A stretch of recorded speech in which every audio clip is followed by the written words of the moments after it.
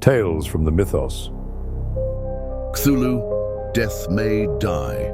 Season 1, Episode 5. Accursed Tide.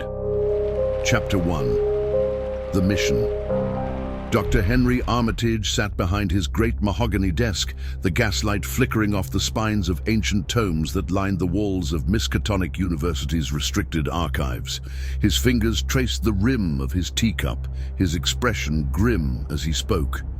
"The esoteric order of Dagon is completing a ritual," he said. "If they succeed, Innsmouth's transformation will be complete. The Deep Ones will overtake the town entirely, and the curse will spread beyond its borders. Our only chance is to secure the bloodlines." Albert Albright and his two fellow investigators listened intently. "You must rescue 3 members of the Allen family and 3 from the Marsh family and get them onto the boat. If you fail, the remaining bloodlines will be lost, and Innsmouth will be damned forever." The weight of the mission settled heavily upon them. The Allens and the Marshes had feuded for generations. Getting them to cooperate would be nearly impossible. Armitage sighed. "I wish I could promise you'd return, but I cannot. Innsmouth is not like other places. It is worse." Albert swallowed, his hand tightening into a fist. He was about to speak when the door to the study burst open. Chapter 2, Fatima's Vision. Fatima stood in the doorway, her breath ragged, her eyes wide with horror. "Don't go," her voice trembled. The investigators turned to her, startled, but she wasn't looking at them. She was seeing something else. Her fingers clenched at the fabric of her shawl. "I just had a vision," she whispered. A silence fell over the room. She lifted her gaze to Albert, and the sheer terror in her expression made his blood run cold. "I saw you in Innsmouth," she continued, her voice barely above her breath. "You and the others. You were running through the streets, trying to get to the boat. But they were everywhere. The Deep Ones, the cultists, they surrounded you." Albert's jaw clenched. "They ripped you apart." The investigator beside him let out a strangled gasp and collapsed, unconscious, onto the floor. Albert barely noticed. His face had gone completely white. Fatima took a shaky step forward, grabbing his arm, desperate. "You all die." No one spoke. The room was suffocatingly silent, the ticking of the clock loud and awful in the background. Albert took a long, slow breath, then exhaled through his nose. "We're going anyway." Fatima flinched, her lips parting as if to protest, but she saw the resolution in his face. She knew it wouldn't change anything. No one in the room said it, but they all felt the same thing. The future was set. Whatever they were about to walk into, they were not walking out. Chapter 3. The Noose Tightens. The moment Albert and his two fellow investigators stepped onto the damp, crumbling streets of Innsmouth, a terrible realization sank into them like an anchor being pulled into the blackest depths. The vision was real.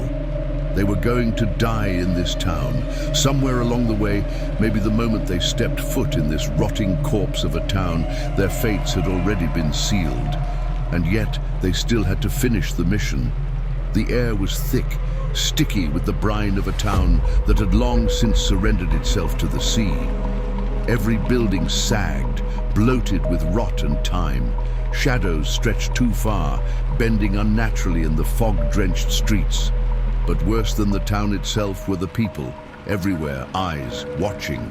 Figures stood under gas lamps, their grotesque faces half-lit, too many of them breathing in unison. Windows creaked as more eyes appeared between moth-eaten curtains. Somewhere down a distant alley, something heavy and wet dragged across the cobblestones. At first, it had just been a few. Then the crowd swelled, moving without urgency, but always closing in, a noose tightening around them, a slow and deliberate march toward their doom. Then they reached their car, and the engine was dead. Not just dead, sabotaged. The hood was slightly ajar. A quick glance beneath it revealed severed wires, torn tubing, pieces of metal scattered in the gravel, like something had chewed through them. It hadn't been an accident. They weren't just being watched. They were being kept here. Chapter 4. The Hotel. And so they had no choice but to stay at the Gilman House Hotel, the very place the Arkham locals had warned them against. The room was wretched, damp, mildewed, the air thick with something they couldn't name. Worse, the lock was missing from the door. The other investigator, always prepared, pulled out a small toolkit and affixed a makeshift latch. It was barely past midnight when they heard it. Footsteps in the hall, heavy, measured. Something stopped just outside the door, a soft scraping sound, metal against wood. A knife, a claw, testing the lock. For a long time, no one moved. Albert exhaled slowly. The mission hadn't changed, but now it was urgent. Chapter 5. The Last Stand. By dawn, they were on the move. The town had changed overnight. The streets were filled with them now. They lined the roads, pressed against windows, lurking under the docks, standing in doorways. The deep ones were among them, no longer hiding, no longer pretending.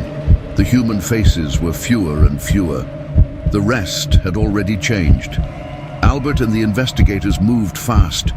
They found the first Allen elder, an old woman who had been waiting, praying for someone to come.